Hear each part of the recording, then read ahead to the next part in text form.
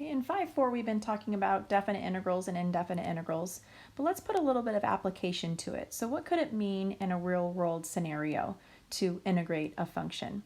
Well, what it actually means is if we have any rate of change, any derivative, and we integrate it, remember what we're finding is the antiderivative value from a to b.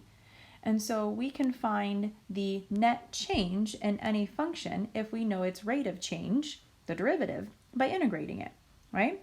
It's called the Net Change Theorem. A couple of examples are kind of given to you below in different scenarios. If V of t is the volume of water in a reservoir at a certain time, then V prime is the rate at which water is flowing into the reservoir. So I have a derivative or a rate of change, and I'm going from a certain time 1 to time 2. If I integrate the rate of change, what I'm really finding is the original, right? The antiderivative. And so what you're really finding is the change in the amount of water in the reservoir between t sub 1 and t sub 2. So if I give you a derivative, you're really finding the original amount change from A to B. Okay? Another example would be something like the rate at which the population is changing. So if I have a population growth rate, a derivative, then what I can really do is integrate it and find the net change in population over that time period from t sub 1 to t sub 2. Another one that we use often in this class and in engineering is the physics pieces, so the velocity. So if we know a speed of an object or a velocity and we integrate it, remember what we're finding is really the position. So what we're finding is really the net change in my position, or what we call displacement, over that time period. So for example, if we know the velocity of a certain object, the speed, and we integrate it from 0 to 3, what we're really finding is the change in my position from 0 to 3. So if I started off at 3 feet and I ended up at 5 feet, well then what was my change in position? Well, I went a positive 2 feet to the right or whatever that would be, right? And so if we integrate velocity, we're really finding the change in the position.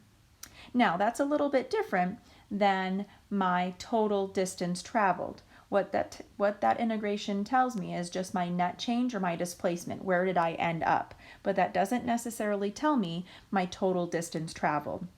And so if the question says displacement, then we just integrate it. But if the question asks us for total distance, well, we've got to figure out when our velocity is positive versus when our velocity is negative before we could actually find our total distance.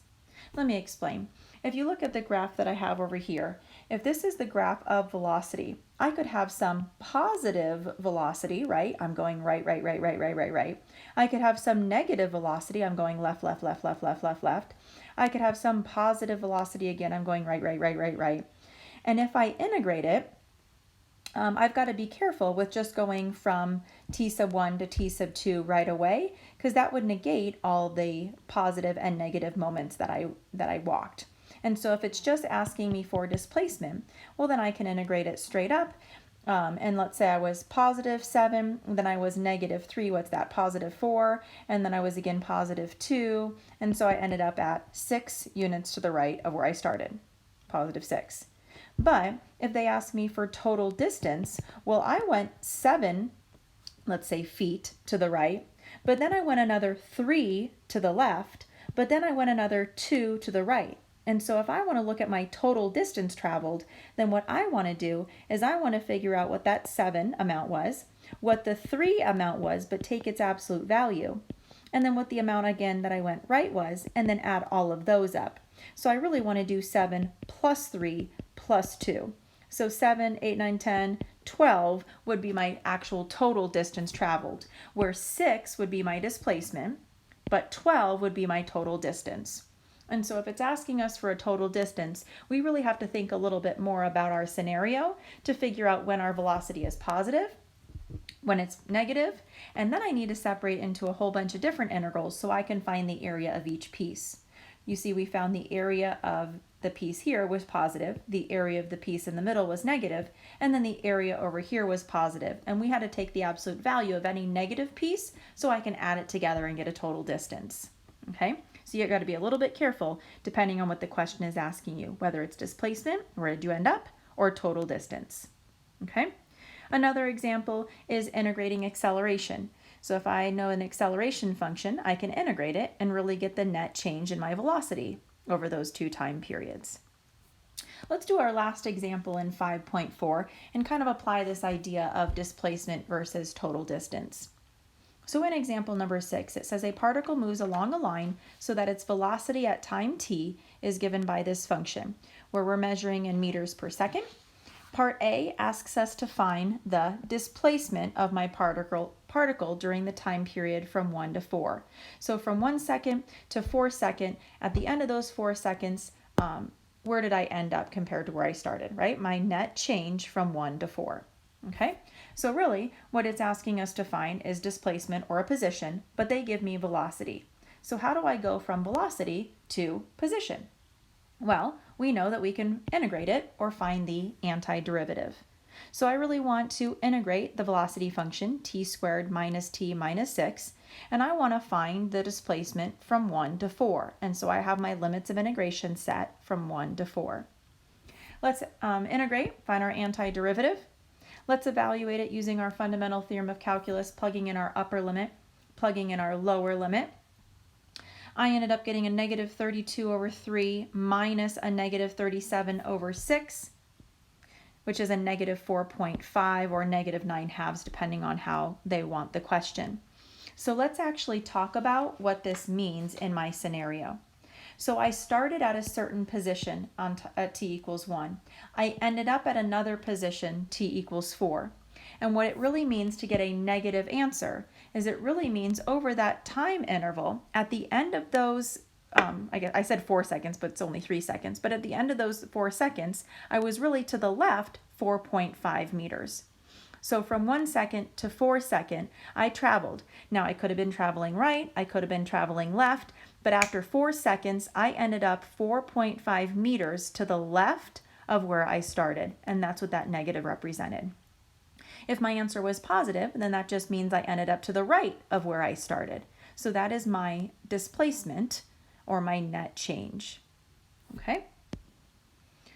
All right, look at part B though. Part B says find the distance traveled during that same time period. So distance traveled is a little bit different. I can go right, I can go left, I can go right. What I really want to do is add up all of those meters, steps I took, so I can include everything. So the big part here is we need to figure out when are we moving right, when is our velocity positive, versus when are we moving left, when is our velocity negative. So in order to do that, we've got to figure out when our velocity first equals 0, kind of finding those critical numbers, right? So I'm going to solve, and I'm going to get critical numbers of t equals 3 and t equals negative 2. Now if t is time and it doesn't make sense for us to have a negative time, so really we only get one critical number of t equals 3. So if that's the only place that my velocity is 0, then what happens right before 3? Is my velocity positive or is it negative? Am I going right or left? And then what happens after 3? Is the velocity positive or negative? Am I going right or left? And so this is when we're going to do our sign chart and we're going to test values. We're going to take our interval from 1 to 4. We have our critical number when the velocity equals 0 at t equals 3. And we're going to test numbers in our velocity. I want to know, is my velocity positive or negative between 1 and 3? And is it positive or negative between 3 and 4? So I picked a number between 1 and 3. I plugged it into my velocity function, and I noticed that my velocity was negative. I plugged in a number between 3 and 4 into my velocity, and I noticed that my velocity was positive. Really what that means is when I start off at t equals 1, I move to the left until I hit t equals 3.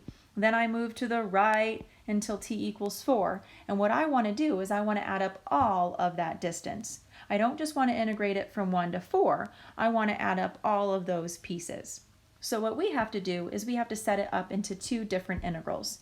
We've got to set up an integral here from 1 to 3. Remember, that amount is going to be negative. It should be below the x-axis. And so then what we have to do then is we've got to take the absolute value of that piece. We want to integrate the velocity. That's going to give us our position from 1 to 3. But when we end up getting a negative answer, we want to take the absolute value of it so we can include it in our total distance traveled. We then need to set up a whole nother integral from 3 to 4. That velocity should be positive, or that position should be positive, which is okay. and we want to find the distance traveled in that interval. And then we can add them together for a total distance traveled. So I want to integrate again from 1 to 3. It's going to end up being negative, take its absolute value. We want to integrate from 3 to 4. It should hopefully end up being positive because that's what our velocity being positive means. And then we want to add them together for a total distance. When I find my antiderivative here from 1 to 3, I use my fundamental theorem of calculus and I evaluate it from 1 to 3. I ended up getting a negative 22 over 3. And so that means from 1 to 3 seconds, I traveled left, right? I traveled left 22 over 3 meters. But I don't want to use the negative version of it because I want to include all of my meters in my final answer. So we have to make sure that we take the absolute value of that 22 over 3 or negative 22 over 3. But we also have to include all the meters that we went from t equals 3 to t equals 4. So let's anti-differentiate here the velocity, which is going to give me the position. Let's evaluate our position from t equals 3 to t equals 4 by plugging in our upper limit minus our lower limit. And we should end up getting a positive number. I ended up getting 17 over 6. So that means from 1 to 3 I moved to the left. From 3 to 4 I moved to the right. Remember when we integrated it, the whole thing, we ended up 4.5 meters to the left of where we started, part A. But if I ask you for the total distance, I want to include all the meters that I went left and all the meters that I went right. So we want to take the absolute value of my negative 22 over 3, add it to the 17 over 6, so that I can get a total distance traveled of 10.17 meters. Not a displacement of negative 4.5 meters to the left, but a total distance traveled of 10.7 meters. A little bit different, part A versus part B. Displacement versus total distance traveled.